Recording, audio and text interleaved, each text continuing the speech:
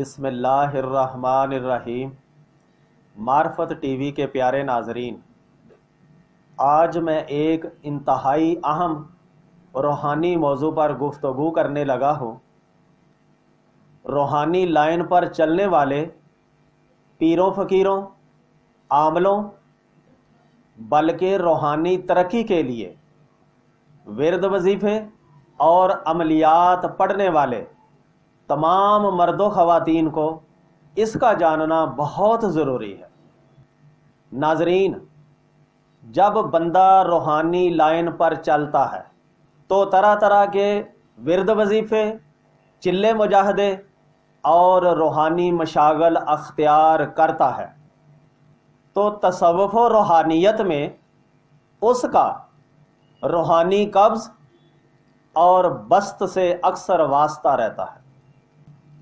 ناظرین، میرے اس بیان سے پہلے آج کی تاریخ تک سوشل میڈیا پر اگر کسی نے بیان کیا ہے تو صرف چٹکی سا ہی بیان کیا ہے، اور اب تک کی روحانی اور تصوف کی کتابوں میں بھی اس موضوع پر تشنگی پائی جاتی ہے۔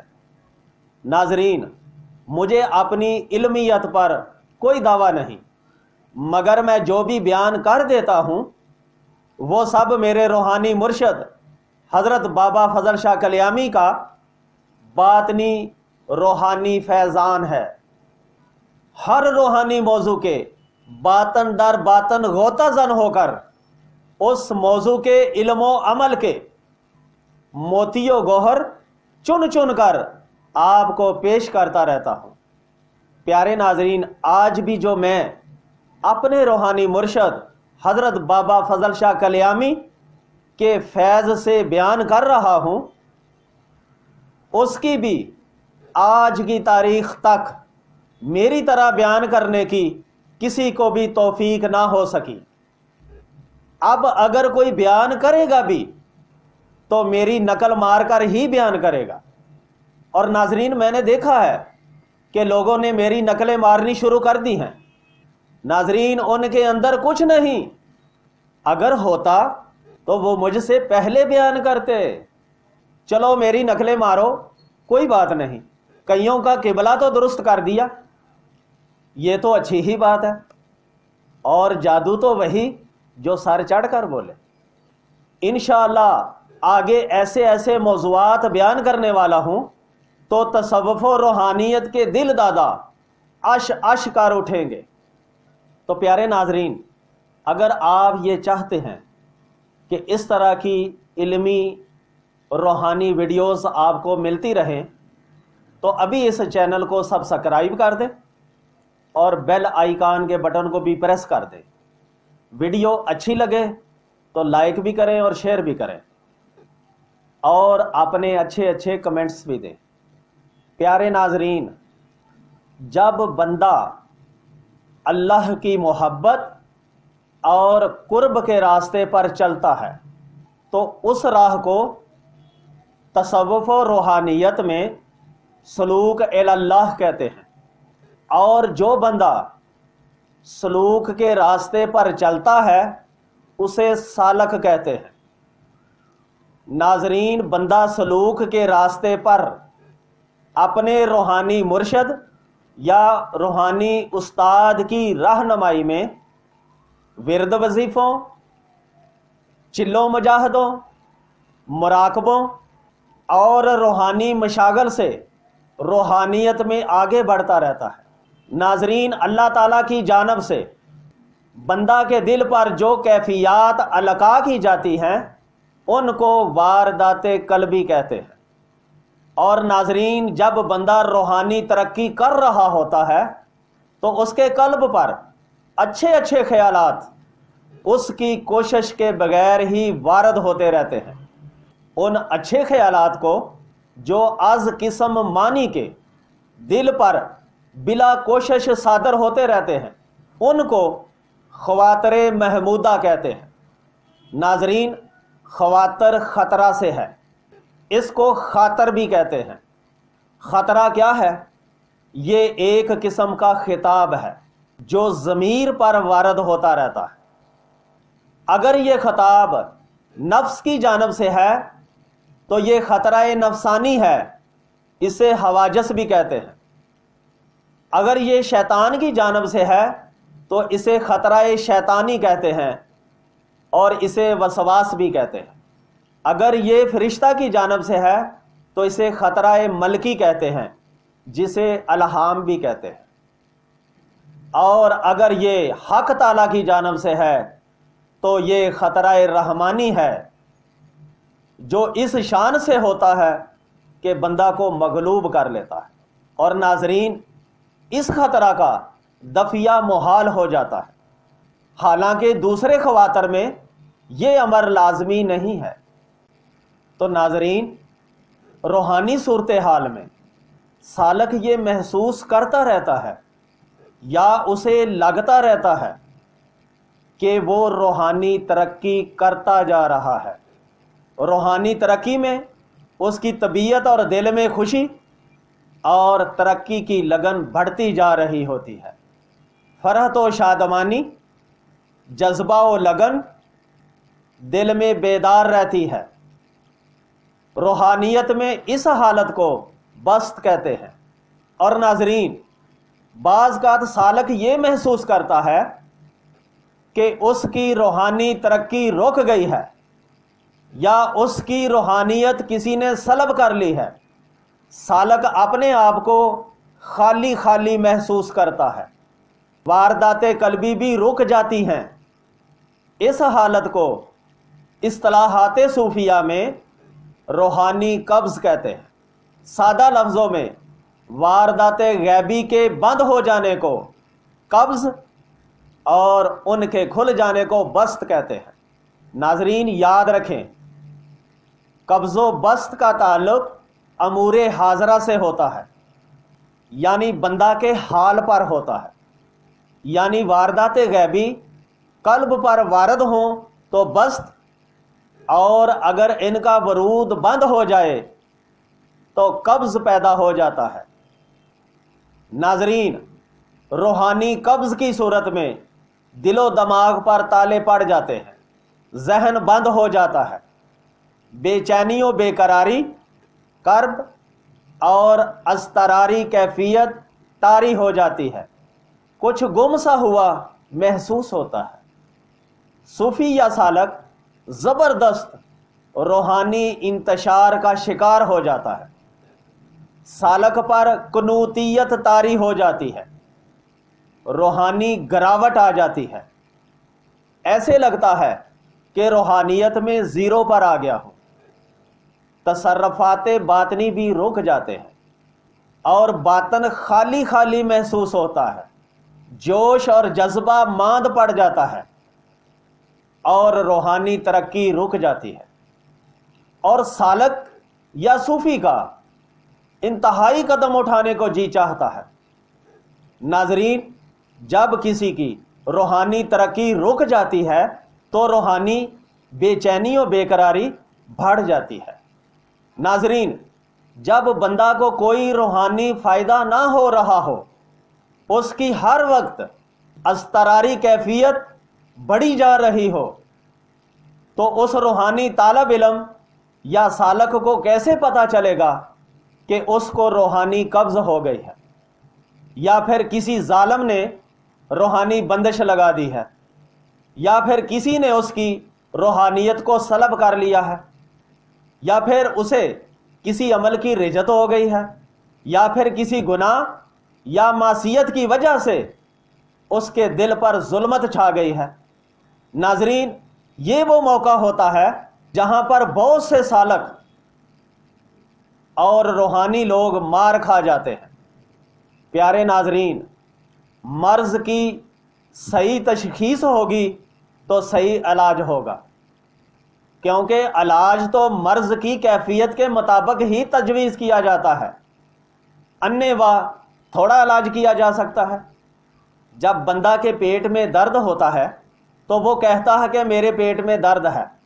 اب ڈاکٹر یہ تشخیص کرتا ہے کہ اس کو درد کیوں ہے، کس وجہ سے درد ہے، اور پیٹ کے کس جز میں درد ہے، ڈاکٹر الٹرا ساؤنڈ کر کے معلوم کرتا ہے کہ مریض کے کس خاص آرگن کو مسئلہ ہے۔ جب اس خاص آرگن کا علاج کیا جاتا ہے تو بندہ ٹھیک ہو جاتا ہے۔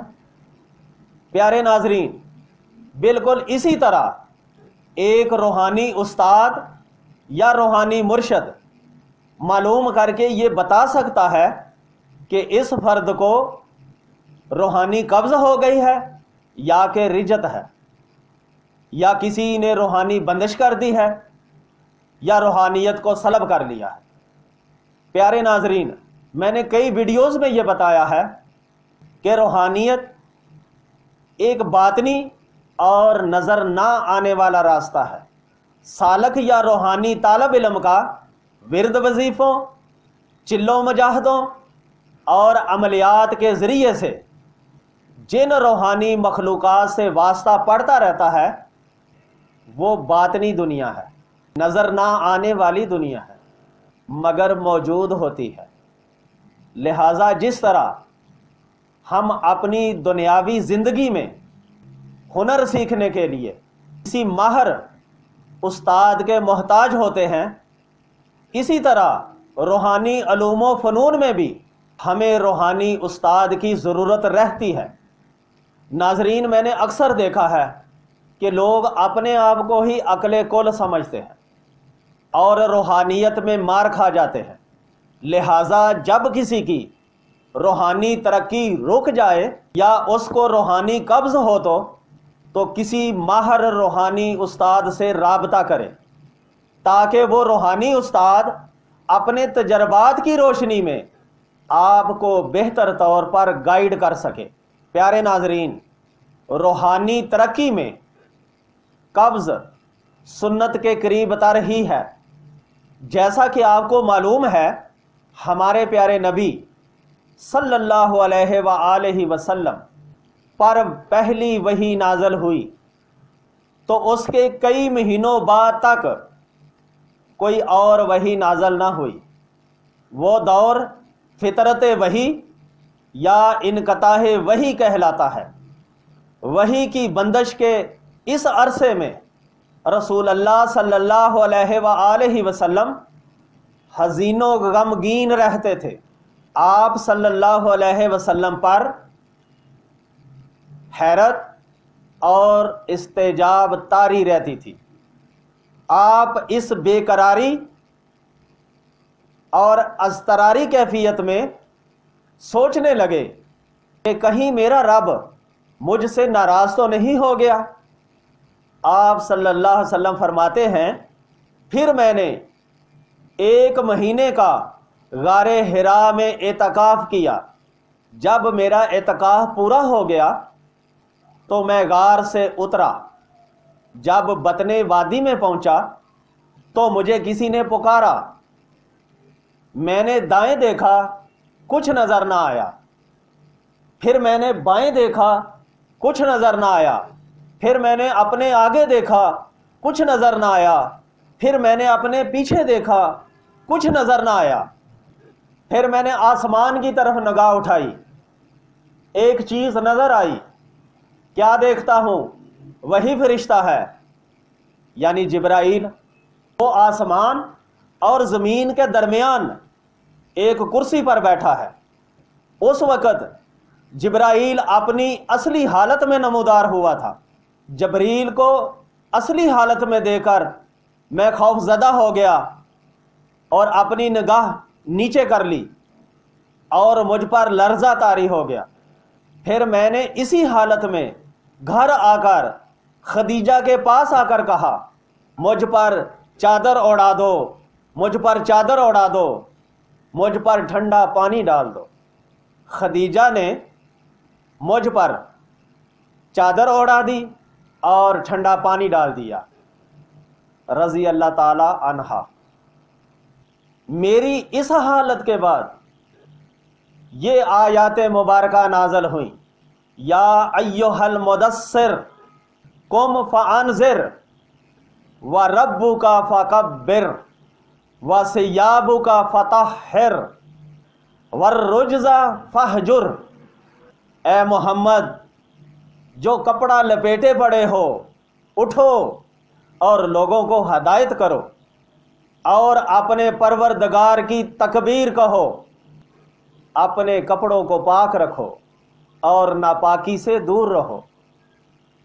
پیارے ناظرین، بالکل اسی طرح جب روحانیت و تصوف میں روحانی قبض ختم ہوتی ہے تو بسط ہو جاتی ہے، جس میں خوشی و ترقی آتی ہے، قلب میں کشادگی ہوتی ہے۔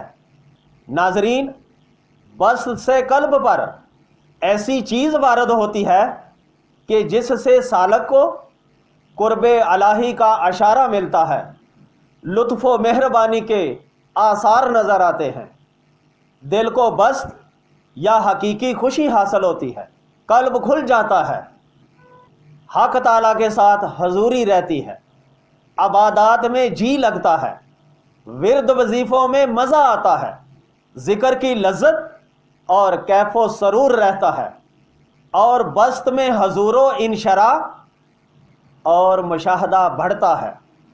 پیارے ناظرین، اب میں آپ کو بتاتا ہوں کہ روحانی قبض کو کس طرح ختم کیا جا سکتا ہے۔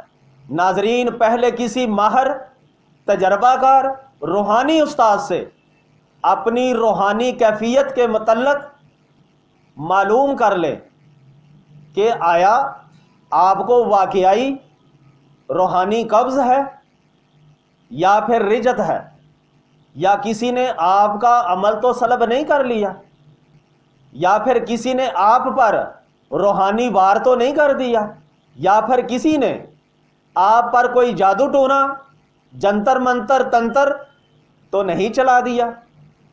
ناظرین، اگر روحانی قبض کے علاوہ یہ دیگر علامات پائی جائیں تو پھر آپ کسی ماہر تجربہ کار روحانی استاد سے ہی اپنا علاج کریں، اور اگر آپ کو یہ کنفرم ہو جائے کہ آپ کو صرف اور صرف روحانی قبض ہی ہے تو پھر آپ خود ہی مختلف روحانی طریقے اپنا کر اپنی روحانی قبض ختم کر سکتے۔ روحانی قبض ختم کرنے کے میں آپ کو چند طریقے بتاتا ہوں۔ نمبر 1، اللہ رب العزت قرآن پاک کی سورہ بقرہ کی آیت مبارکہ 245 میں فرماتے ہیں، واللہ یقبض و یبسط، اور اللہ ہی قبض کرتا ہے اور وہی اسے کشادہ کرتا ہے۔ پیارے ناظرین، اس آیت مبارکہ میں قبض و بسط کا ذکر بھی ہے اور اس کا حل بھی ہے۔ آپ اس آیت مبارکہ کو روزانہ 111 مرتبہ اول آخر 11 مرتبہ درود شریف پڑھ کر توبہ و استغفار کرتے ہوئے گریہ زاری سے اس تصور سے پڑھیں کہ آپ قبض سے بسط کی طرف جا رہے ہیں، یعنی آپ کی روحانی قبض ختم ہو کر بسط ہو گئی ہے۔ پیارے ناظرین، اس آیت مبارکہ کو 111 مرتبہ پڑھنے کا جو میں نے کہا ہے، اس تعداد میں ایک خاص راز ہے۔ مجھے تو معلوم ہے، اگر کسی کو معلوم ہو تو کمنٹس میں مجھے بتائے، جو درست جواب دے گا اس کو روحانی انعام دوں گا۔ اور ناظرین، جو کمنٹس کرتا ہے، سبسکرائب کرتا ہے، ویڈیو کو لائک یا ڈس لائک کرتا ہے، حضرت بابا فضل شاہ کلیامی کا غلام ہوں، مجھے اس کا پتہ ہوتا ہے۔ اس کی فکر نہ کریں، میری ویڈیوز سے جو خوش ہوتے ہیں مجھے ان کا بھی پتہ ہے، اور جن کے پیٹ میں میرے حسد کی وجہ سے روڑ اٹھتا ہے مجھے ان کا بھی پتہ ہے۔ فی قلوبہم مرض فزادہم اللہ مرضا۔ تو پیارے ناظرین، روحانی قبض ختم کرنے کا دوسرا طریقہ یہ ہے، اللہ لطیف بعبادہ، خدا اپنے بندوں پر مہربان ہے۔ یہ سورہ شورا کی آیت نمبر 19 میں ہے۔ اس عمل مبارک کو اول آخر 11 بار درود شریف پڑھ کر روزانہ 129 بار پڑھنا ہے۔ پڑھتے ہوئے تصور یہ رکھیں کہ اللہ مجھ پر مہربانی فرما رہا ہے، اور یہ عمل آپ اپنے نام کے اعداد کے مجموعے کے برابر بھی پڑھ سکتے ہیں۔ اور ناظرین، روحانی قبض ختم کرنے کا تیسرا طریقہ یہ ہے کہ سورہ علم نشرہ روزانہ 41 بار اول آخر 11 بار درود شریف پڑھ کر روحانی قبض کی کشادگی کے تصور سے پڑھیں۔ اور ناظرین، اس عمل میں یہ طریقہ بھی اپنایا جا سکتا ہے کہ آپ 2 رکعت نماز نفل حاجت بغرض ختم ہونے قبض اور حاصل ہونے کشادگی کی نیت سے پڑھیں۔ ہر رکعت میں سورہ فاتحہ کے بعد 11 بار سورہ علم نشرہ پڑھیں، مگر نوافل شروع کرنے سے پہلے اپنے مصلے پر بیٹھ کر پہلے 11 بار سورہ علم نشرہ پڑھ لیں، پھر 2 رکعت نماز نفل مذکورہ پڑھیں، اور سلام پھیرنے کے بعد پھر آپ 11 مرتبہ سورہ علم نشرہ پڑھیں تو سونے پہ سہاگا ہوگا، کامیابی یقینی ہوگی۔ تو ناظرین، روحانی قبض ختم کرنے کا چوتھا عمل یہ ہے، اسماء حسنہ میں سے اسم مبارک یا فتاح 489 بار اول آخر 11 بار درود شریف پڑھ کر اس نیت سے پڑھیں کہ آپ کو روحانی کشودگی حاصل ہو رہی ہے۔ آپ اس اسم مبارک کو اپنے نام کے اعداد کے مجموعے کے مطابق بھی پڑھ سکتے ہیں۔ تو ناظرین، روحانی قبض ختم کرنے کے لیے 5واں عمل یہ ہے، یا حیو یا قیوم لا الہ الا انت سبحانک انی کنت من الظالمین فاستجبنا لہ ونجیناہ من الغم وکذالک ننجی المؤمنین۔ اے ہمیشہ زندہ و قائم رہنے والے میرے اللہ، تیرے علاوہ کوئی معبود نہیں، تو پاک ہے، بے شک میں نے اپنے نفس پر ظلم کیا، پس ہم نے اس کی دعا کو قبول فرما لیا اور ہم نے اسے غم سے نجات دے دی، اور اسی طرح ہم مومنین کو نجات دیتے ہیں۔ ناظرین، اس عمل کو روزانہ 360 بار پڑھنا ہے۔ پیارے ناظرین، روحانی قبض ختم کرنے کے اس وظیفے میں بھی ایک خاص راز ہے، مگر اب بیان نہیں کروں گا کیونکہ ویڈیو زیادہ لمبی ہو جائے گی۔ بس آپ روحانی قبض ختم کرنے کی نیت و تصور سے پختہ یقین سے پڑھیں۔ پیارے ناظرین، روحانی قبض ختم کرنے کے لیے میں نے یہ 5 مختلف عمل آپ کو کھلے دل سے بیان کر دیے ہیں۔ آپ کے دل کو جو عمل زیادہ اٹریکٹ کرے آپ اس پر عمل کر لیں، اور اگر پھر بھی آپ کو افاقہ نہ ہو تو پھر فوری کسی ماہر تجربہ کار روحانی استاد سے رابطہ کریں۔ ناظرین، قبض و بسط کی کئی اقسام ہیں، جیسے قبض کی 2 قسمیں ہیں، قبض محمود، قبض مذموم۔ اسی طرح بسط کی بھی 2 قسمیں ہیں، بسط مذموم، بسط محمود، مگر ان کی تفصیل بیان کرنا ویڈیو کو لمبا کرنا ہی ہے، ان کا سمجھنا آپ کو ضروری نہیں ہے۔ پیارے ناظرین یاد رکھیں، اگر روحانی قبض ہو جائے تو تصوف و روحانیت میں یہ ایک روٹین کا معاملہ ہے۔ آپ نے دل برداشتہ نہیں ہونا، ہمت نہیں ہارنی، روحانی ترقی کے لیے ڈٹے رہنا ہے، آگے بڑھنے کے لیے کمر بستہ رہنا ہے۔ اور ناظرین چہ جائے کہ آپ کو وظائف و عملیات میں بظاہر فائدہ نہ بھی محسوس ہو، مگر آپ مستقل مزاجی سے پکے جذبے سے لگے رہیں، انشاءاللہ آپ ضرور کامیاب ہوں گے۔ ناظرین، ہمارے پیارے نبی صلی اللہ علیہ وآلہ وسلم پر وحی کا سلسلہ جب رکا رہا وہ دور فطرت کہلاتا ہے، اور جب سالک یا صوفی پر واردات غیبی کا سلسلہ رک جائے وہ روحانی قبض کہلاتا ہے۔ مگر ناظرین، جیسا کہ پہلے میں نے بیان کیا کہ جب آپ صلی اللہ علیہ وسلم کی فطرت وحی کا دور ختم ہوا تو آپ صلی اللہ علیہ وسلم ترقی کے درجے سے رسالت کے عہدے پر مامور ہوئے، کیونکہ رسالت نبوت سے افضل ہے، کیونکہ پہلی وحی سے آپ صلی اللہ علیہ وسلم کو نبوت سے سرفراز فرمایا گیا تھا، اور دور فطرت کے بعد آپ کو رسالت کے عہدے پر سرفراز فرمایا گیا، اور رسالت نبوت سے افضل ہے۔ اسی طرح روحانی قبض کے بعد بست سالک کے درجے میں ترقی کا باعث ہوتی ہے۔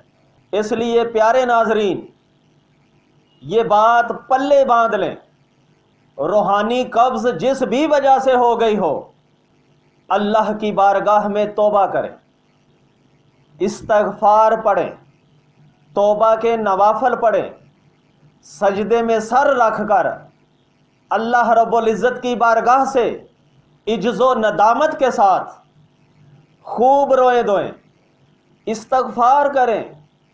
وہ رحمان و رحیم اور غفور و کریم ہے، وہ مستجاب الدعوات ہے، وہ اپنے بندوں کی توبہ ضرور قبول فرماتا ہے۔ بندوں کی لغزشوں، کوتاہیوں اور بدعمالیوں کو توبہ کرنے سے ضرور معاف فرما دیتا ہے، کیونکہ وہ غفار ہے اور ستار العیوب ہے، ستار العیوب ہے، ستار العیوب ہے۔